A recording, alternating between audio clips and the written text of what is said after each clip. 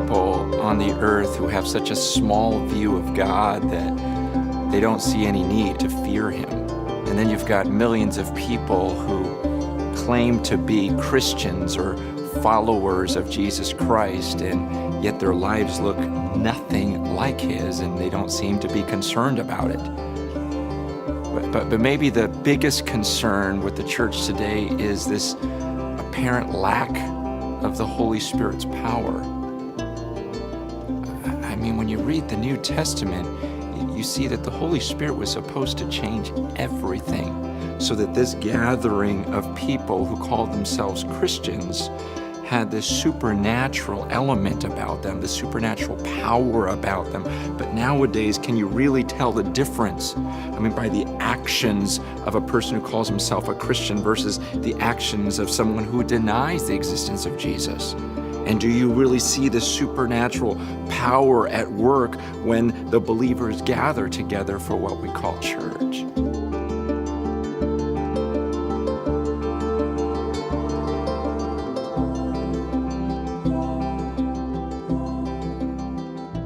When Jesus was on the earth, he was getting ready to die. He was getting ready to leave, and he gathers his disciples together, and they're kind of freaking out about this because they're going, wait, Jesus, you're going to leave the earth?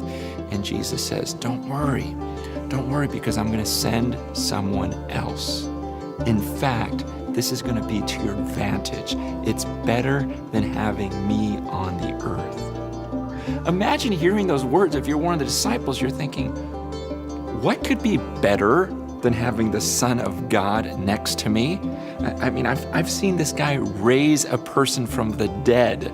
I've seen him give sight to the blind. I've been walking hand in hand with the creator of the universe, and now you're going to tell me something better? Jesus says, no, this will be better. And in fact, after Jesus dies, he rises from the grave and he gathers the disciples together again.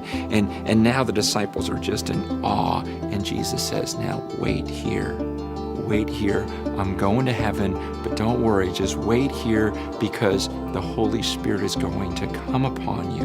Don't go out and try to change the world on your own.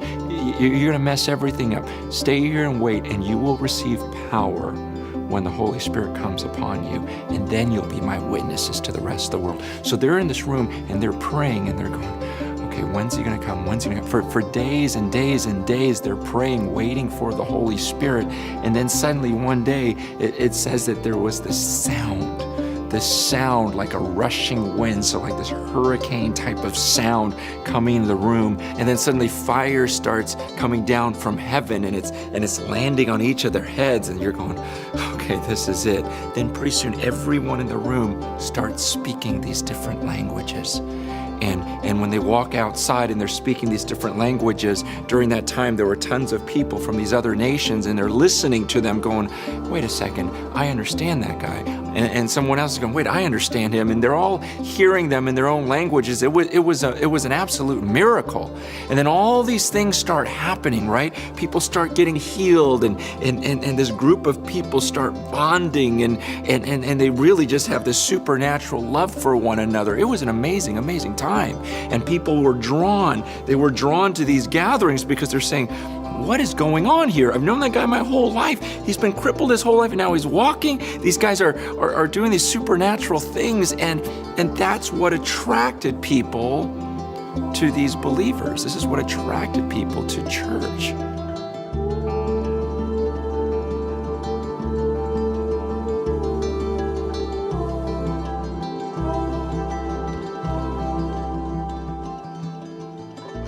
Now jump forward a couple thousand years.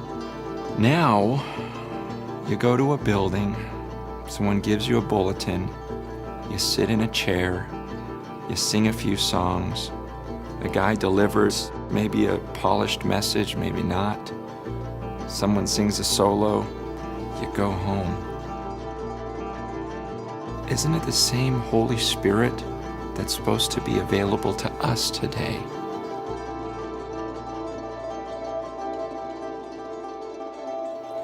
Why is it so different?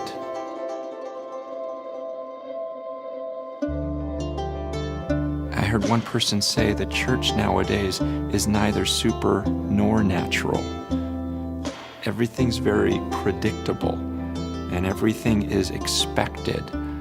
You plan, and there's a truth to that. I mean, I feel bad about it, but being around the church culture and even leading a gathering of believers, I've gotten pretty good at predicting what's going to happen in a church service. I can tell you, you know what, hey, this message is going to be a pretty good one. I think most people like it, or actually some people are going to have a problem with this. I'm going to get a lot of emails, oh, the band's going to sing this song, and at the end, they get it all ramped up, and the guitar makes this sound, and everyone's going to just start, just clapping, applauding right here, or I'll go, oh, gosh, she's singing this solo today. I don't think it's me that great. It's everything so predictable. Was that the way it was supposed to happen when Jesus says, no, there's a power.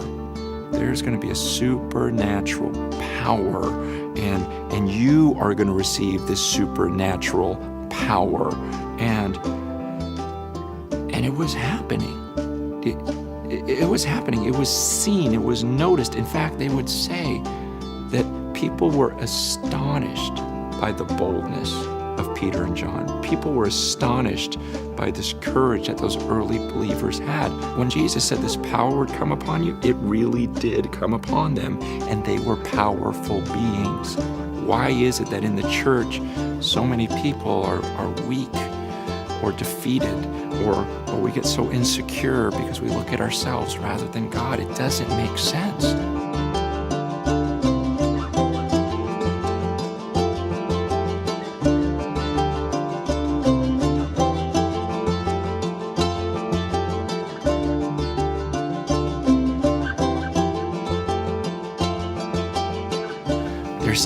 There's this guy in our church. He's really strong. I mean, really strong. Like, he's the strongest guy on earth. Literally, like ESPN did a thing on him where he's the strongest man on earth. He bench presses over 1,000 pounds. I mean, this guy is just thick. And I remember when we baptized him, the guys had to turn him sideways, and it's just, he's huge. But what's crazier is his wife. His wife bench presses over 400 pounds. Okay, so imagine this couple. Okay, what if you saw this couple, and I don't even know what their kids look like, but could you imagine what their kids are like? I mean, wouldn't it be weird if their kids were all scrawny and like, hi? It would be like, are you kidding me? Your dad benches 1,000, your mom benches 400, and you're all scrawny. And man, I feel like that's what happens in the church. We believe in this almighty and just intense being, all powerful. And then he puts this spirit of power in us, and our response is, hi, welcome to church. Here's your bulletin. We'll get you out in an hour. Come back next week. I mean, really? Is that all God intended for us? And listen, I get insecure if I look at myself. If I think, I have to move these people. I got to try to change these people's lives. And I get scared. I look at the world, and people are so anti-God and so anti the morals he's called us to, that sometimes I think to myself, okay, how am I going to change the mindset of all of these people? But that's the point. God says, you don't have to do that. That's why I'm sending my Holy Spirit. He's going to convict the world. When he comes, he's going to convict the world of their sin. People are going to know that there's going to be a judgment. It's about his power. See, Jesus told his disciples, he goes, I am going to build my church, and the gates of hell aren't going to stop this thing.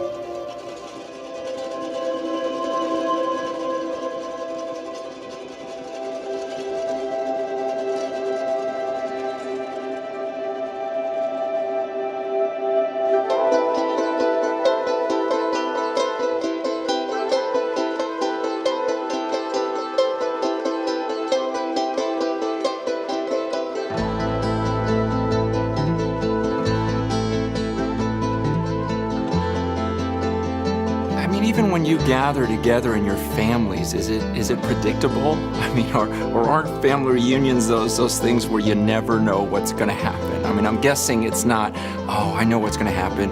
Uncle Bob gets up, he gives a 30-minute speech, and Aunt Sally's going to sing this song, and then Cousin Joe's going to pray in prayer, and then we dismiss and we end family.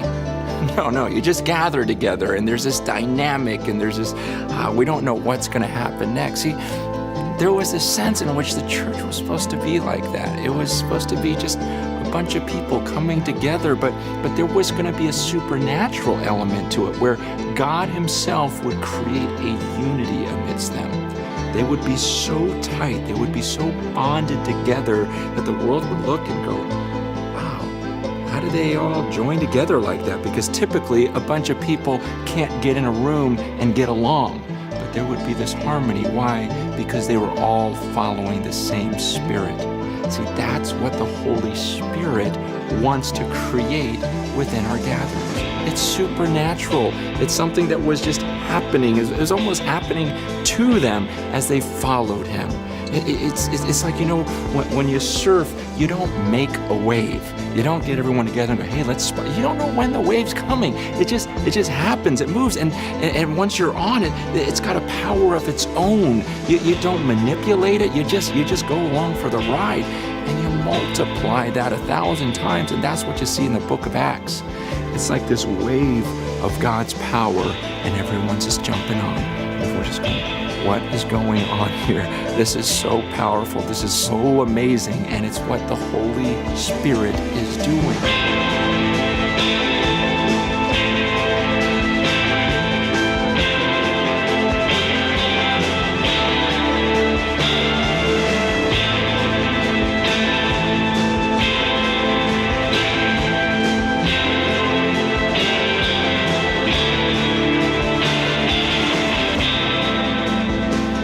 See, this is what God wants today.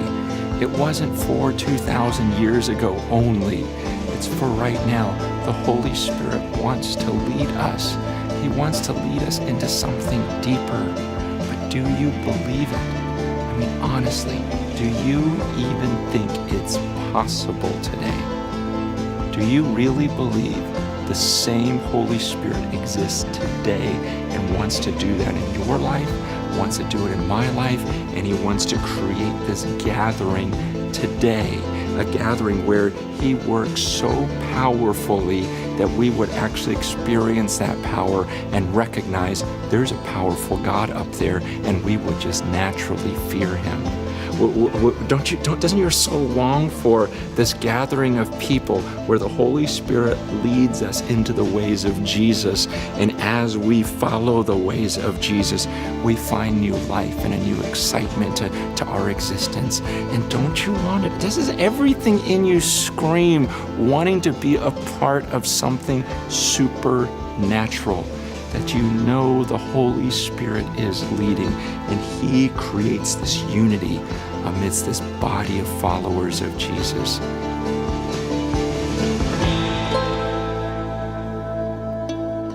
I think it's what we all want, but we've got to believe, and we've got to live like we believe it. We need to pray like we believe it. I mean, what would the church look like today if we really stopped taking control of it and let the Holy Spirit lead? I believe this is what we all want. And I believe this is exactly what the world needs to see.